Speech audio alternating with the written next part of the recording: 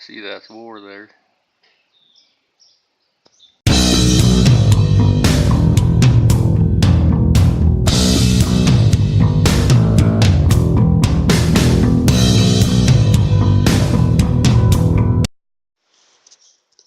Okay, got the alignment bar in the housing. Make sure axle tubes are straight. And guess what? It's off on both sides. So you can probably see a little better from the daylight, but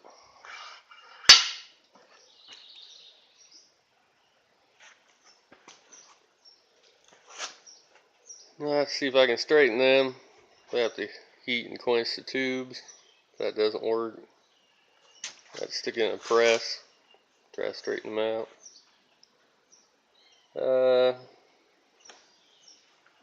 Who knows if it was off before I welded it. Welding it might have pulled it one way or another too. But this rear end was out of a rolled pickup, so it could have been not right after it was rolled. So I have to see if I can get that taken care of. Okay, just got done heating the tube and quenching it. Torch in a bucket of cold water. And I got this side pretty good. Slides right in.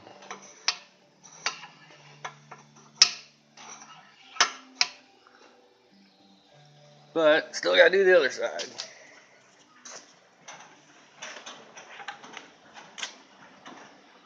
Got a couple cats coming in too.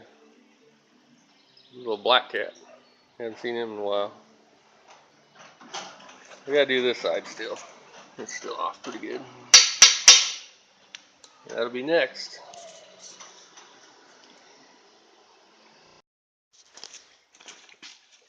Got the housing straightened out. That one's perfect.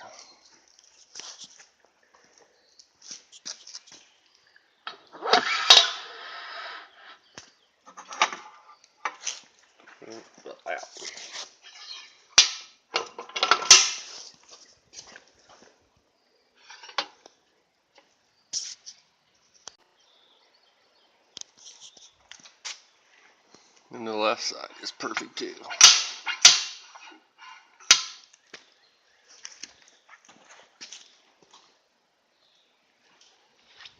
Ready for gears.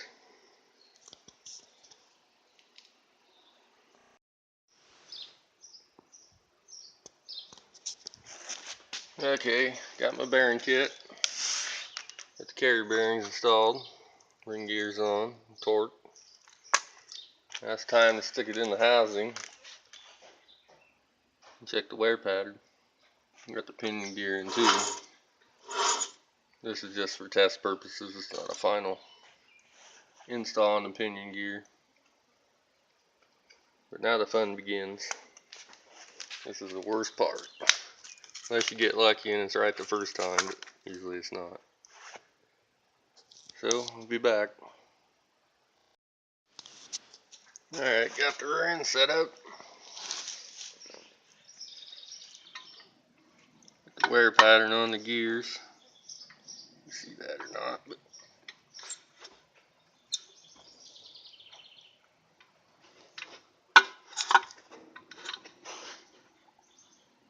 in the middle like it should be, so I need to disassemble it one last time. Set up the pinion with a new seal and the crush sleeve in it. It's not in it right now. So,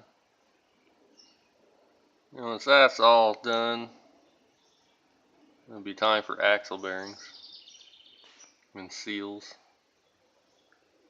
all that good stuff. But the housing needs a good cleaning again. I did clean inside the axle tubes, so getting closer. Here's the pinion shim that was on the 373 gears. When I set it up, the wear pattern was all off. It was heavy on the toe, on the drive side, and heavy on the coast. Heavy on the heel on the coast side. But I figured out that it needed a thicker shim. So I took this shim out of the 373 pinion gear. It's supposed to be a 37. I can't see that, but it's wore. Must have been spinning. And it's 30 thousandths thick. So the 308s that came out of it, I took the shim out of it, and it was a 38, and it was not wore. You can see that's wore there.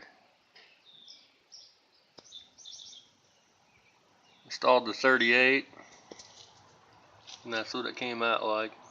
Looks perfect. So now it's time to disassemble and reassemble for the final time.